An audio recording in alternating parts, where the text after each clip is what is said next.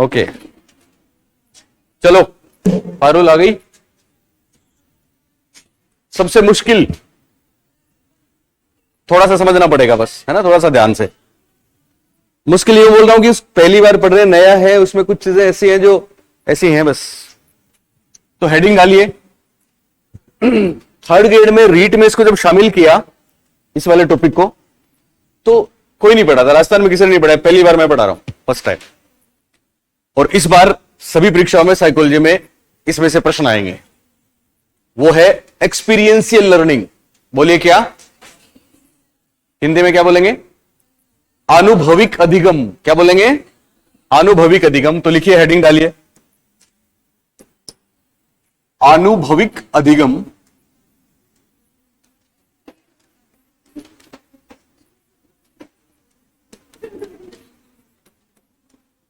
या फिर इसका दूसरा नाम है अनुभवजन्य अधिगम।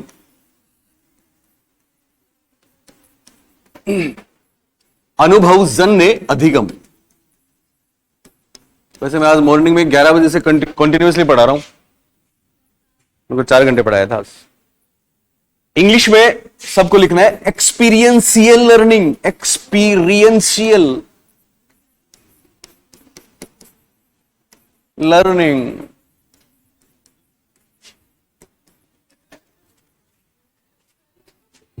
हाँ,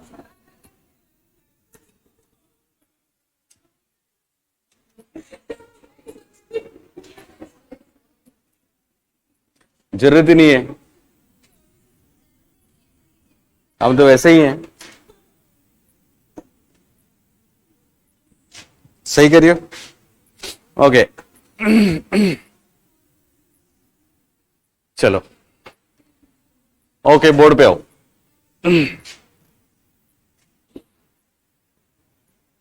बोलो पहला नाम फेयर। पहला नाम फेयर। उनको पीछे वालों को बता दो, पूछ रहे हैं क्या बात, बता दो बता दो। ओके प्रियंका, लेफ्टी, वाम हस्त बल्लेबाज हो तुम दोनों ही, क्या बात है।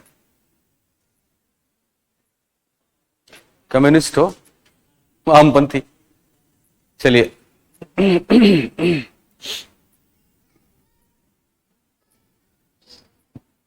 बेटा बोल रहा है क्या मैडम?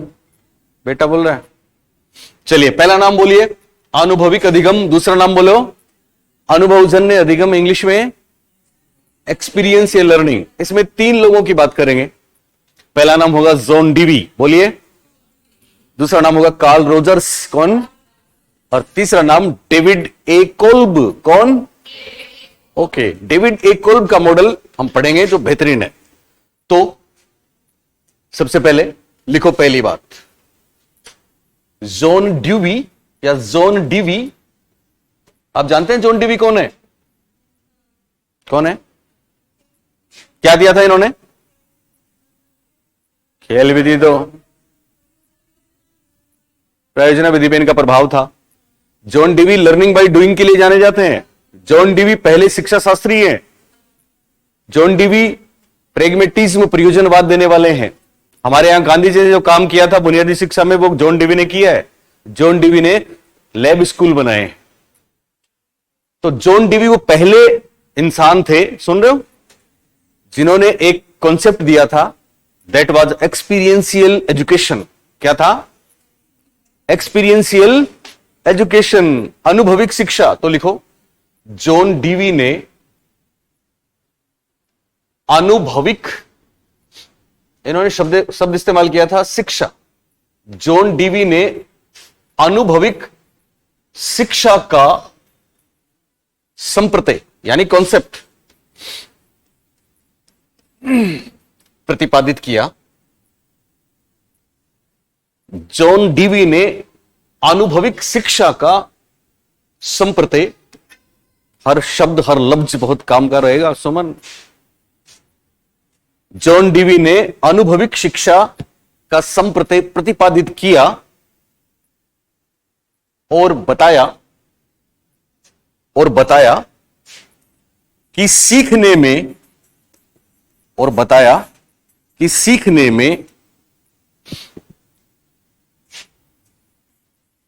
करके सीखना, करके सीखना को इंग्लिश में लर्निंग बाय डूइंग बोलते हैं ना। सीखने में करके सीखना, कोमा आनुभविक अधिगम तथा समस्या समाधान, समस्या समाधान महत्वपूर्ण होते हैं, महत्वपूर्ण होते हैं।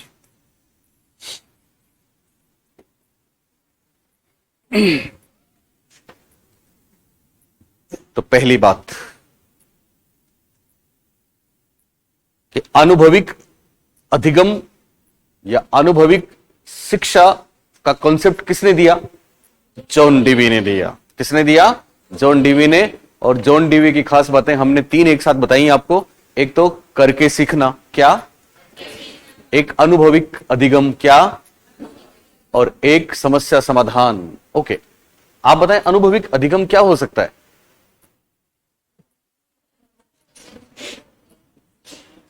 यानी पहले से ज्ञान हो। ओके, और बताओ। करके सीखना ही होता है, शाबाश। अनुभविक अधिगम का मतलब कोई दूसरा, हम उसको देख के नहीं सीखें बल्कि खुद करें। खुद करना अनुभव होता है, तो करके सीखने को अनुभव अनुभविक अधिगम या अनुभवजन्य अधिगम कहते हैं। ओके, दूसरी बात, कार्ल रोजर्स।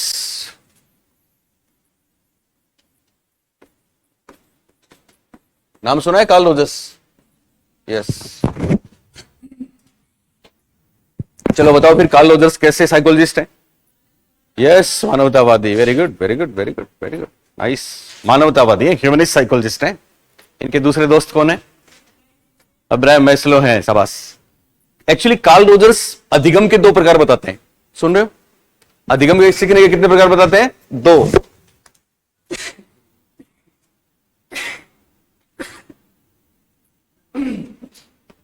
कार्ल रोजर्स सीखने के कितने प्रकार बताते हैं? 2। एक तो संज्ञानात्मक सीखना, कौन सा? दूसरा अनुभविक सीखना। दूसरा, एक तो कॉग्निटिव लर्निंग, दूसरा एक्सपीरियंशियल लर्निंग। सिंपल बात। और कार्ल रोजर्स ने अनुभविक सीखने को संज्ञानात्मक सीखने से ज्यादा महत्वपूर्ण माना। लिखो।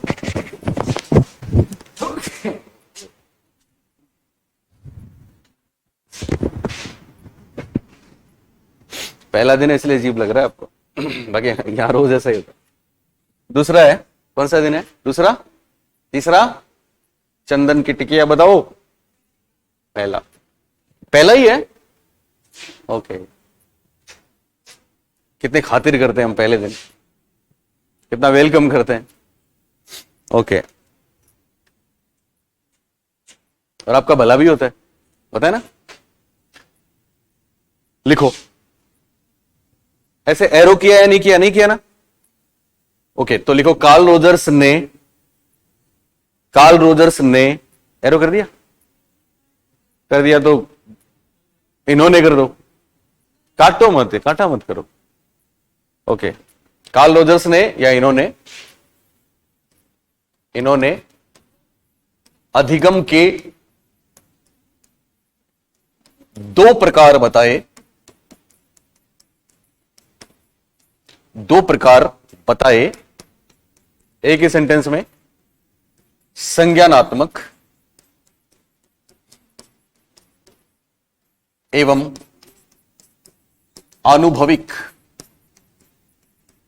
कार्ल रोजर्स ने अधिगम के 2 प्रकार बताए, संज्ञानात्मक एवं अनुभविक या अनुभविक। लेकिन इनका स्टेटमेंट है नीचे, वो लिखना है। क्या बोला इन्होंने? ऐसा लिखो वापस, कार्ल रोजर्स इनवर्टेड कॉमास में, अनुभवजन्य अधिगम, अनुभवजन्य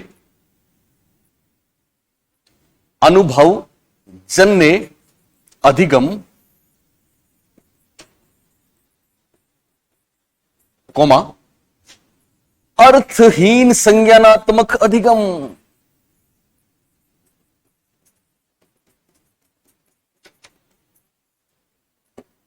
अर्थहीन संज्ञानात्मक अधिगम से अधिक महत्वपूर्ण है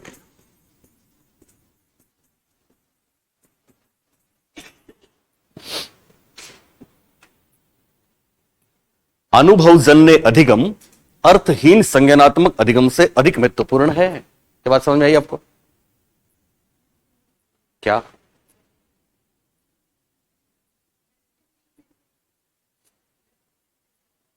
अर्थहीन शब्द किसके लिए लिया? अर्थहीन शब्द किसके लिए है? ओके, इन्होंने ये बोला, दो प्रकार बताए ना, तो दोनों इसमें नाम है, एक तो है संज्ञानात्मक और दूसरा अनुभवजन्य। ओके, तो ये कहते हैं कि संज्ञानात्मक अधिगम क्या है? अर्थहीन है। आपने किसी चीज को अपने दिमाग में सीख लिया, उसका कोई मीनिंग नहीं है, वो तो अर्थहीन है। वास्तव में तो अनुभवजन्य अधिगम ही काम का है। बात समझ में आई आपको? बोलिए। ओके, तो कार्ल रोजर्स बोलो, कितने प्रकार बताए? पहला संज्ञानात्मक अधिगम, दूसरा अनुभवजन्य अधिगम। ज्यादा महत्वपूर्ण कौन सा? और संज्ञानात्मक अधिगम को इन्होंने क्या कह दिया? अर्थहीन। क्या कह दिया? ओके, अब डेविड कोल्ब, अमेरिका के हैं, डेविड कोल्ब, इनका एक स्टेटमेंट लिखो पहले आप इनवर्टेड कॉमास में। नाम लिखा डेविड कोल्ब, बोलो क्या नाम है? David Kolb. स्टेटमेंट लिखो, मूर्त अनुभव, कॉन्क्रीट एक्सपीरियंसेस, ये वापस आएगी टर्म। मूर्त अनुभव,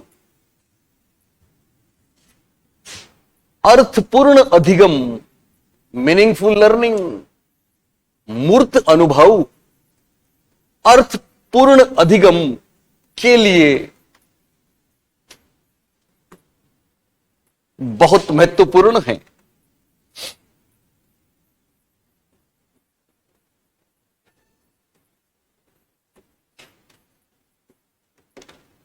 मूर्त अनुभव अर्थपूर्ण अधिगम के लिए बहुत महत्वपूर्ण है। डेविड कोल्ब, क्या नाम है इनका? David Kolb. और ये अर्थपूर्ण अधिगम, मीनिंगफुल लर्निंग के लिए किसको इंपॉर्टेंट मानते हैं? मूर्त अनुभव को। किसको? क्या होते हैं मूर्त अनुभव? हर बार करके सीखना ही आएगा। हमने आपको बताया कुछ चीजें तो आपने आपके दिमाग में चली, लेकिन आप खुद करके करके अपने दिमाग में चीजों को लेते हैं, तो वो मूर्त अनुभव है कि नहीं है? ओके, अब इंपॉर्टेंट चीज शुरू होती है, ध्यान से समझना। लिखो, हेडिंग डालो, डेविड कोल्ब का आनुभविक अधिगम सिद्धांत, experiential learning model of David Kolb.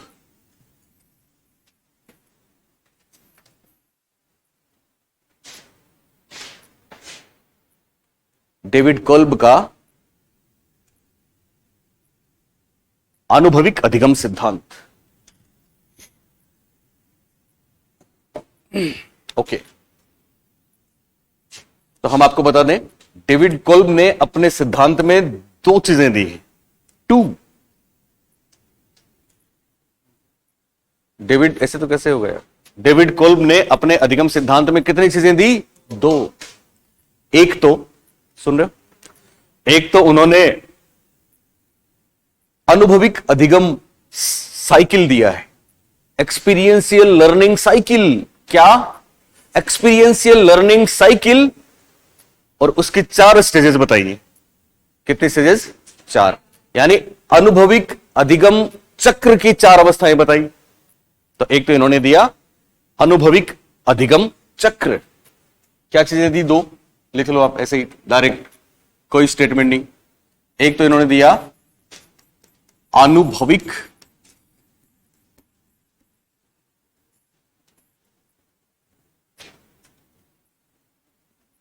लिख रहे हो, ध्यान से समझना, हमसे पीछे मत रह जाना, बिछड़ मत जाना। एक तो उन्होंने दिया अनुभविक अधिगम चक्र,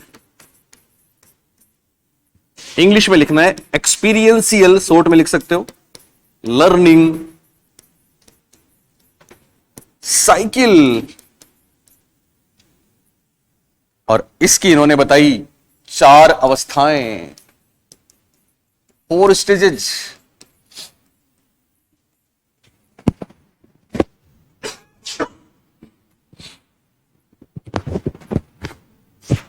सॉरी। और दूसरी चीज इन्होंने दी LSY, नहीं sorry LSI, inventory, learning style inventory. क्या दी?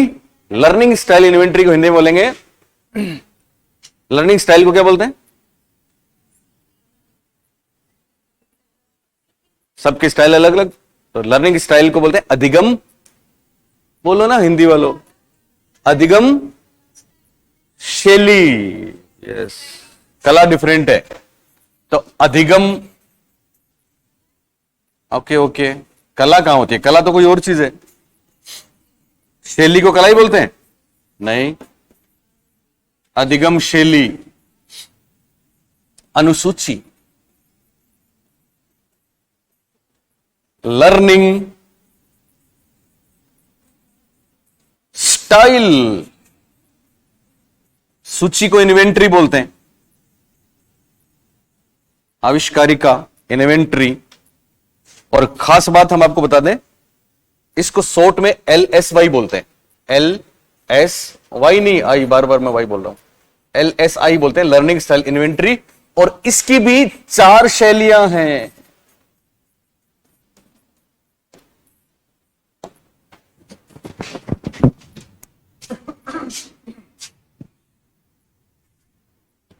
एक तो साइकिल दिया उन्होंने सीखने का, और एक उन्होंने 4 स्टाइल बताई है लर्नर्स की, दोनों काफी खास, बहुत खास। ये किसका काम है? डेविड कोल्ब का। बोलो किसका? David Kolb. मेरी आवाज आ रही है सबको पीछे? कुछ बच्चे बहुत अच्छा पढ़ते हैं, हमको बहुत पसंद है,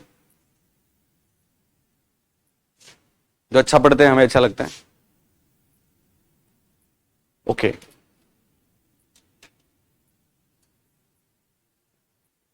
सर दिखते हैं? बोर्ड पे देखो, सब लोग देख रहे हो? 2 चीजें डेविड कोल्ब ने दी, बोलिए पहली कौन सी? चक्र, इंग्लिश में। ओके, दूसरी बात इंग्लिश में,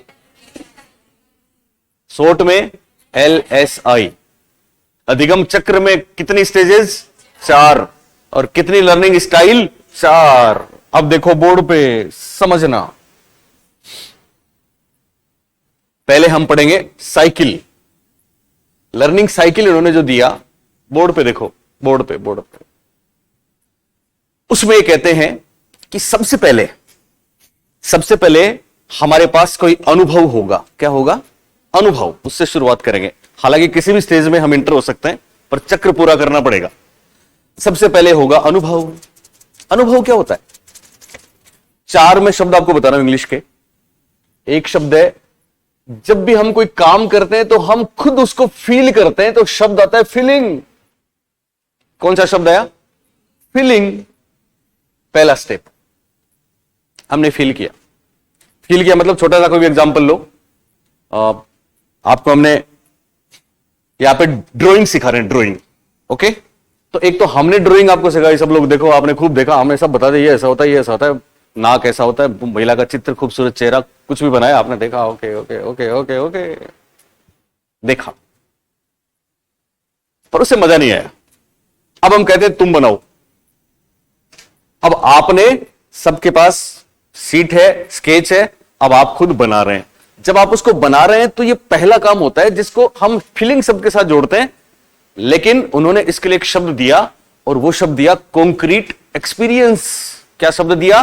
कॉन्क्रीट एक्सपीरियंस, जिसको शॉर्ट में बोला सीई। क्या बोला? सीई। और हिंदी में इसको बोलेंगे, पहले सुन लो आप समझ लो, मूर्त अनुभव। क्या बोलेंगे? मूर्त अनुभव। बहुत से एग्जाम्पल ले सकते हैं पर तो पहले हमने मूर्त अनुभव लिया, खुद बनाया।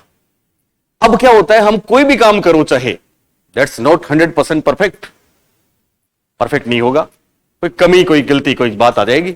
अब हम क्या करेंगे, जो हमने फील किया या जो हमने मूर्त अनुभव लिया, जो हमने खेल खेला, जो हमने एक्टिवली पार्टिसिपेट किया, आप सुन रहे हो मेरी बात, अब उसका रिव्यू करेंगे दिमाग में। क्या करेंगे? रिव्यू। तो रिव्यू के लिए उन्होंने शब्द बोला है वॉचिंग।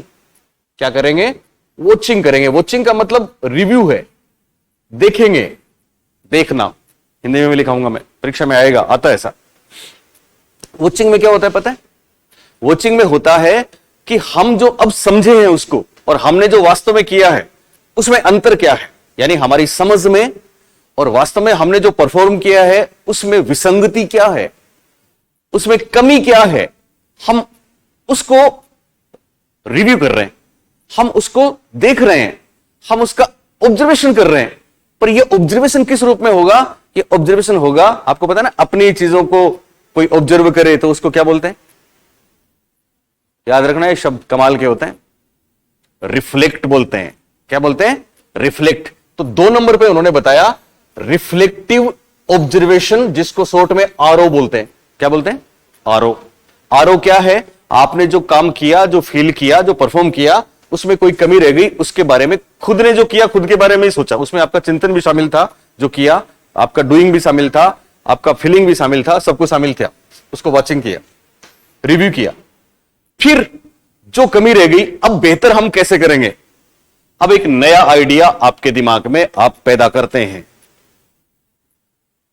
अब आपके दिमाग में एक नया आइडिया क्या करते हैं? आप पैदा करते हैं। आप कोई कंक्लूजन निकालते हैं, कोई निष्कर्ष निकालते हैं कि जैसे आपने वो बनाई तो है ना, उसका चेहरा जो नाक था वो सही नहीं बना, तो यहां आपने सोचा यार नाक वास्तव में ऐसी होनी चाहिए थी, हमने ऐसी नहीं बनाई, उस पेंटिंग की नाक नहीं बनाई ना आपने।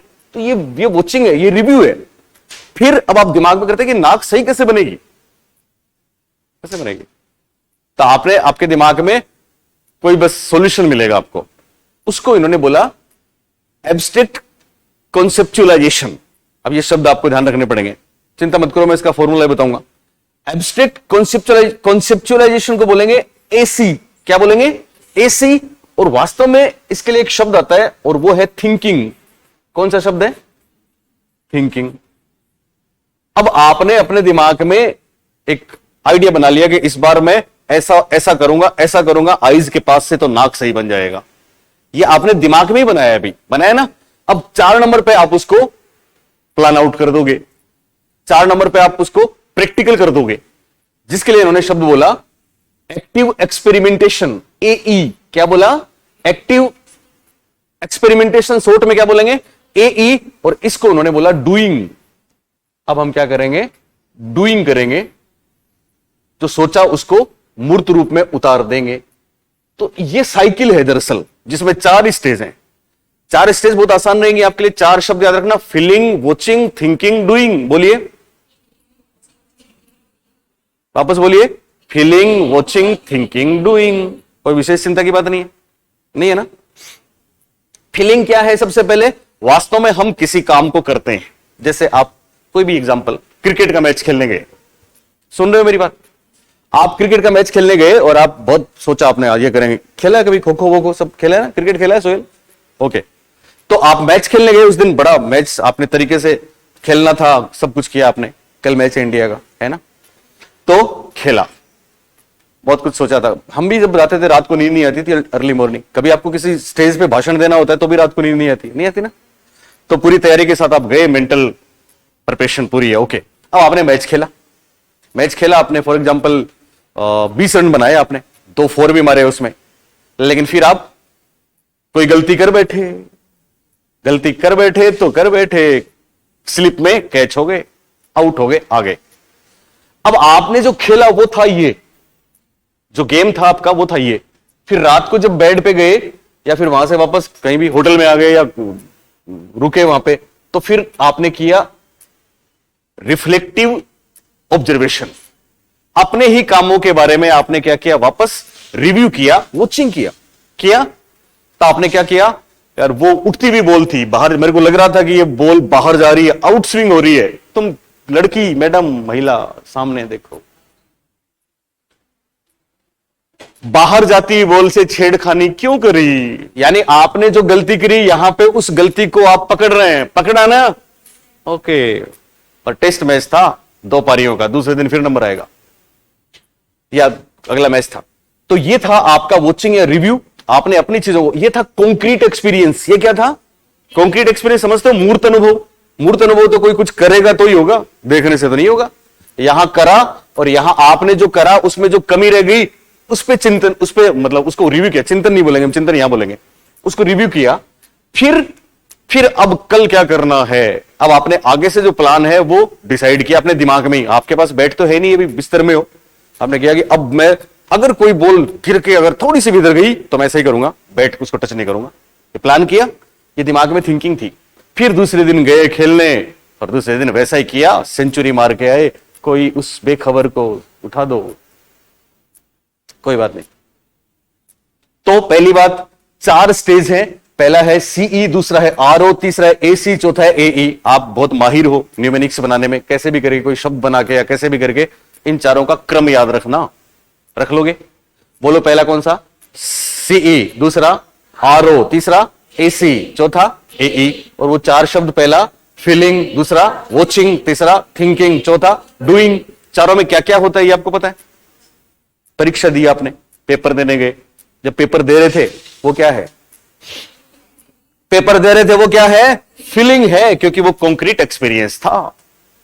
फिर घर आ गए, घर आके आपने जो जो गलतियां करी उनका रिव्यू किया, वो क्या था? वॉचिंग था, वो आपका ऑब्जर्वेशन था, रिफ्लेक्टिव, रिफ्लेक्ट किया। फिर आगे से ये गलती नहीं करूंगी, सर ने बहुत बोला था इंग्लिश वाला वर्जन पढ़ना, इंग्लिश के शब्द पढ़ना, पर मैंने नहीं पढ़े। तो आगे से दिमाग में बताया कि कोई भी पेपर देने जाऊंगा तो मैं इंग्लिश के वर्ड्स को जरूर पढ़ूंगा। और फिर आप गए फर्स्ट ग्रेड का एग्जाम देने, तो उस दिन आपने ऐसा ही कर दिया। वो था एक्टिव एक्सपेरिमेंटेशन। वो क्या था? एक्टिव, ये एक्सपेरिमेंटेशन है, और ये पहली बार खेल रहे हैं, ये पहली बार पेपर दे रहे हैं, और ये सीखने के बाद दिमाग में सारी चीजें सॉल्यूशन देने के बाद उसके बाद पेपर कर रहे हैं, गलतियां सुधारने के बाद पेपर कर रहे हैं। तो बोलिए इस तरह का सीखना अच्छा नहीं होता क्या? होता है कि नहीं होता? इसको उन्होंने बोला अनुभविक अधिगम। क्या बोला? इसी को बोला अनुभवजन्य अधिगम। क्या बोला? इसी को बोला एक्सपीरियंशियल लर्निंग। क्या बोला? ओके, ये कमाल डेविड कोल्ब का है। किसका है? जिन्होंने कितनी स्टेजेस बताई? 4। और चूंकि ये स्टेज इस तरह से प्रेजेंट करते हैं इसलिए इसको बोला साइकिल। क्या बोला? इंग्लिश में पूरा नाम इसका है लर्निंग, एक्सपीरियंस लर्निंग साइकिल, या केवल लर्निंग साइकिल। हिंदी में इसको बोलेंगे अधिगम अनुभव चक्र। याद रहेगा, सिंपल। अब ये जो इंग्लिश के शब्द है सीई, सी का पूरा नाम कॉन्क्रीट एक्सपीरियंस, इसको हिंदी में क्या बोल सकते हैं? मूर्त अनुभव। क्या बोलेंगे इसको? मूर्त अनुभव। आरओ रिफ्लेक्टिव ऑब्जर्वेशन, इसको बोलेंगे, बताओ? रिफ्लेक्टिव ऑब्जर्वेशन रीट में तो आता ही आता है। इस बार भी फंस गई थी दुनिया, केवल हमारा ही आंसर सही था पूरे राजस्थान में। बताओ, रिफ्लेक्टिव ऑब्जर्वेशन, या तो हम ऐसा बोल सकते हैं विचारशील चिंतन, नहीं, विचारशील अवलोकन, या प्रेक्षण भी बोल सकते हैं इसको। ओके, तो लिखो, हमने हमारी हिंदी ग्रंथ अकादमी में शब्द लिखा है जो परीक्षा में आएगा। अभी लिखो, पहले बनाओ मत। विचारशील प्रेक्षण बना लेंगे, बना लियो, रुको एक बार। इसको बोलेंगे विचारशील प्रेक्षण। क्या बोलेंगे? और फिर एसी, एसी है, एसी क्या था? Abstract conceptualisation. तो इसको बोलेंगे, वो था मूर्त अनुभव, और ये है अमूर्त अवधारणा, ये क्या है? अमूर्त अवधारणा। और फिर चौथा क्या है? एक्टिव एक्सपेरिमेंटेशन, जिसको बोलेंगे सक्रिय प्रयोग। ओके, सक्रिय प्रयोग। आप बोलेंगे साहब बोलिए मुश्किल था कि आसान? ठीक ठाक था, पर अभी मुश्किल बाकी है। एक काम तो है, ठीक है। अब दूसरा जो काम होगा ना, लर्निंग स्टाइल, उसमें क्या होगा? उसमें 4 प्रकार की स्टाइल है, बहुत सिंपल है। 2 तो पियाजे ने जो नाम बताए थे अडेप्टेशन की, 2 प्रक्रिया हमने आपको बताई थी, बोलिए कौन सी थी? असिमिलेशन और अकोमोडेशन। तो 2 प्रकार के लोग तो होते हैं, असिमिलेटर और अकोमोडेटर। और 2 जो शब्द हैं जिनसे हमको मोहब्बत है, वो कोई बता दे आप में से। हाँ, मैं जब भी बोलता हूं जो परीक्षा में ज्यादा आते हैं उन शब्दों से हमें मोहब्बत होती है। बहुत से ऐसे शब्द हैं, हमको इंटर से मोहब्बत है, पता है ना हमको। और किससे है? सुमन कोशिश करो, बताओ। पारुल, पारुल इधर। प्रियंका आप बताओ, आप भी बता सकते हो। यस, आप। गरिमा बताओ। चलिए, वो 2 शब्द हैं जिनसे हमको मोहब्बत। अभी चूंकि ये शब्द हमने आपको इंटेलिजेंस वगैरह कराया नहीं है, इसलिए ये शब्द आपने हमसे सुने नहीं है, पर फिर भी हमने कभी न कभी बोला है। हमारी रिकॉर्डिंग उठा के देखना कि इन 2 शब्दों से हमको मोहब्बत है। बोलो कौन से? एक डाइवर्जेंट, एक कन्वर्जेंट, है ना? तो उसमें लर्निंग स्टाइल 4 ही आएंगी, डाइवर्जेंट, कन्वर्जेंट, असिमिलेशन, अकोमोडेशन। बस बहुत आसान है। लेकिन डाइवर्जेंट आएगा तो एक अकेला नहीं आएगा, बल्कि 2 को जोड़ के आएगा। यह सवाल परीक्षा में आया है। कन्वर्जेंट आएगा तो कोई 2 को जोड़ के आएगा। यह सवाल परीक्षा में आया है। तो थोड़ा सा वहां पे ध्यान देना है, बस कुछ ज्यादा मुश्किल नहीं है। चलिए, तो पहले आप इसको उतारें, हेडिंग डालें। क्या हेडिंग डालेंगे?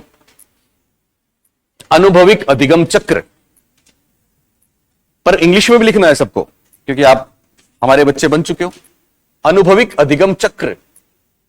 और पहला है कॉन्क्रीट एक्सपीरियंसेस,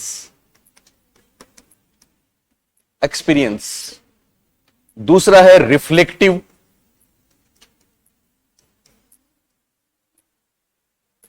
ऑब्जर्वेशन।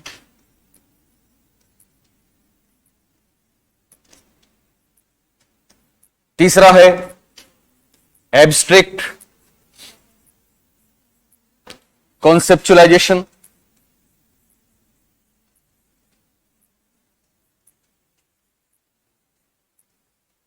और चौथा है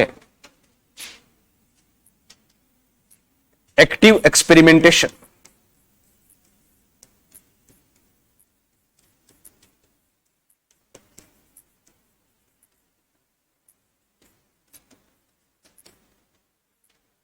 एक्टिव एक्सपेरिमेंटेशन।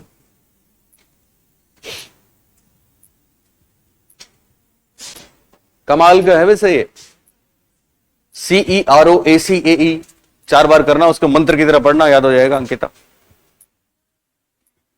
तुम सही लिखना, सुनीता। ओके बेटा, बेटा बोल देना, अच्छा लगता बेटा। कमाल की है इसकी ये, है ना?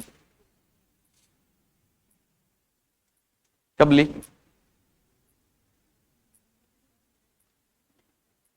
तुम भी लो।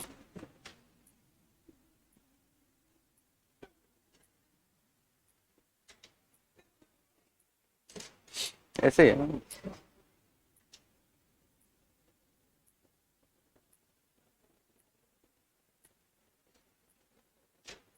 लास्ट तक आपको यूं हो जाएगा कि साइकोलॉजी मतलब साइकोलॉजी, कोई आपका हाथ नहीं पकड़ेगा। एग्जाम सेंटर पे आप ही आप दिखोगे, लोग बोलेंगे क्या होता है ये CEAOROAE। आप बोलेंगे हम क्यों बताएं? अच्छा, ये 4 शब्द जरूर याद रखना। यस, फीलिंग, वॉचिंग, डूइंग, उससे पहले थिंकिंग।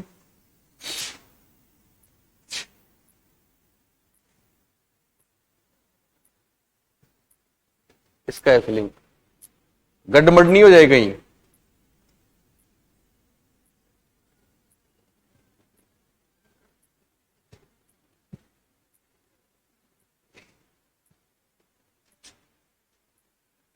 चलिए,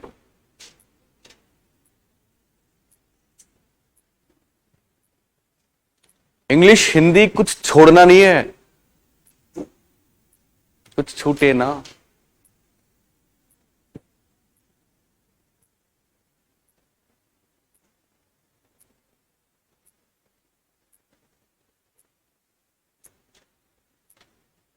ओके, फिर पता है घर जाके क्या करना, इसको एक बार देखना पढ़ना, फिर इसको साइड में रख देना, फिर खुद ही रब पे लिखना।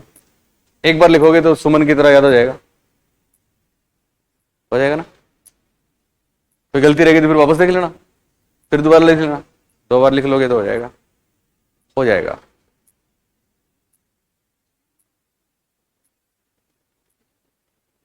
आज क्या बात है,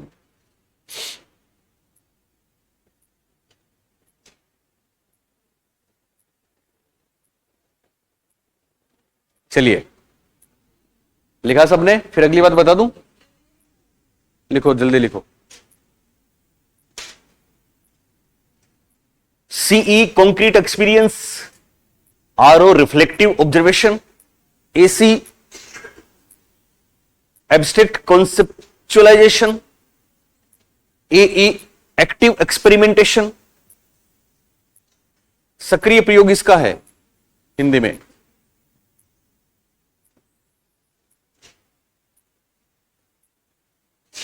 ओके, रिफ्लेक्टिव ऑब्जर्वेशन विचारशील चिंतन है, कॉन्क्रीट एक्सपीरियंस तो पता ही है सबको, मूर्त अनुभव है, और एब्स्ट्रैक्ट कॉन्सेप्चुअलाइजेशन अमूर्त अवधारणा है, संप्रति भी कह सकते हैं। हुआ?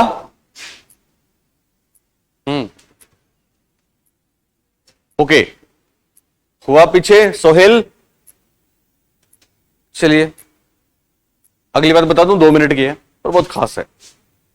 बताओ मेरे को 4 शब्द, फीलिंग, वॉचिंग, डूइंग, डूइंग बाद में feeling, watching, thinking, doing. Simple, याद रहेगा हमेशा, इसको हिंदी में लिखने की जरूरत नहीं है ना। हिंदी में क्या लिखोगे, फीलिंग भावना, वॉचिंग देखना, है ना, फिर कंफ्यूज हो जाओगे। इंग्लिश में रहने दो, है ना। सोचना, करना, किया 2 जगह है, 2 जगह किया ना, इसलिए वो शैली में ये दोनों साथ जुड़ते हैं।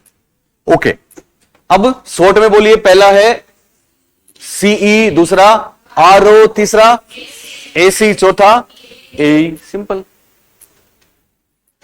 अब LSY बोर्ड पे देखो, लिख लिया सबने? बताओ, एक रह गया तो देख लेना उसमें। अब सामने देखो, सामने देखो। सबसे पहले क्या था? सीई था, शाबाश। सीई था कि नहीं था? उसके बाद 2 नंबर पे आरओ, 3 नंबर पे एसी, एई। देखिए सब लोग बोर्ड पे, सीई का पूरा नाम कॉन्क्रीट एक्सपीरियंस, आरओ का पूरा नाम रिफ्लेक्टिव ऑब्जर्वेशन, एसी का पूरा नाम एब्स्ट्रैक्ट कॉन्सेप्चुअलाइजेशन, और एई का पूरा नाम एक्टिव एक्सपेरिमेंटेशन। ओके, अब LSI लर्निंग स्टाइल इन्वेंटरी जो 1984 में दी थी डेविड कोल्ब ने, और इसमें उन्होंने बताया कि सब 4 प्रकार के स्टाइल के लोग होते हैं। बच्चों के सबके अलग अलग स्टाइल होते हैं ना सीखने की, गुरुजी की भी सबकी अलग अलग स्टाइल है, आपकी भी सबकी अलग अलग स्टाइल है। तो सीखने की स्टाइल है 4। कितनी? 4। और ये 4 जो स्टाइल है, इनको याद रखने के लिए बहुत सिंपल सा 4 लेटर आपको याद रखने, DACA। कैसे भी, डाका कह सकते हैं, डेका कह सकते हैं, डाका ठीक रहेगा। DACA क्या है? DACA। अब इसमें सुन लें आप पहले, डी से बनेगा, बोलो कौन सा? डाइवर्जेंट। ये डाइवर्जर्स होते हैं, डाइवर्जर्स भी बोलेंगे या डाइवर्जिंग बोल देंगे, डाइवर्जिंग स्टाइल। फिर सी से क्या हो जाएगा? कन्वर्जेंट या कन्वर्जर्स या कन्वर्जिंग स्टाइल। अब इधर ए दोनों पियाजे याद करो, ये ए है, असिमिलेशन यानी असिमिलेटर्स, और ये ए है एकोमोडेटर्स। ये क्या है? अकोमोडेटर्स। डाइवर्जर्स कौन होते हैं? डाइवर्जर्स वो होते हैं जो ब्रेन स्टोर्मिंग की बात करते हैं। डाइवर्जर्स वो होते हैं जो आउट ऑफ बॉक्स थिंकिंग करते हैं। डाइवर्जर्स या डाइवर्जिंग स्टाइल उनकी है जो कल्पना करते हैं, क्रिएटिव होते हैं। बोले होते कि नहीं होते? इन्होंने इसके एग्जाम्पल भी दिए हैं। डाइवर्जर्स होते हैं, आर्टिस्ट बनते हैं, म्यूजिशियन बनते हैं, इवन काउंसलर और साइकोलॉजिस्ट भी ऐसे ही होते हैं, तो सारी चीजें सोचते हैं, आउट ऑफ द बॉक्स सोचते हैं। असिमुलेटर्स कौन होते हैं? असिमुलेटर्स वो होते हैं जो लॉजिक्स की बात करते हैं। असिमुलेटर्स वो होते हैं जो मैथ्स में इंटरेस्ट रखते हैं। असिमुलेटर्स वो होते हैं जो बेसिक साइंस में इंटरेस्ट रखते हैं। ये सारी बातें इनसे जुड़ी हुई परीक्षा में आती हैं। तीसरा कन्वर्जर्स या कन्वर्जिंग स्टाइल उनकी है। कन्वर्जिंग वो होते हैं जो प्रैक्टिकल वर्क करने में विश्वास रखते हैं। चूंकि ये डाइवर्जेंट नहीं है, चूंकि आउट ऑफ बॉक्स थिंकिंग नहीं है, चूंकि ये दिशाओं में नहीं सोचते, डायमेंशंस में नहीं सोचते, इसलिए ऐसे लोग प्रैक्टिकल काम करते हैं। और इसके एग्जांपल्स डेविड कोल्ब ने दिए हैं, इंजीनियर्स और नर्सिंग। अकोमोडेटर्स कौन है? अकोमोडेटर्स वो है जो ट्रायल एंड एरर करते हैं, जो लॉजिक्स नहीं मानते, और ये अप्लाइड होते हैं, अडिप्टिव काम। अप्लाइड समझते हो?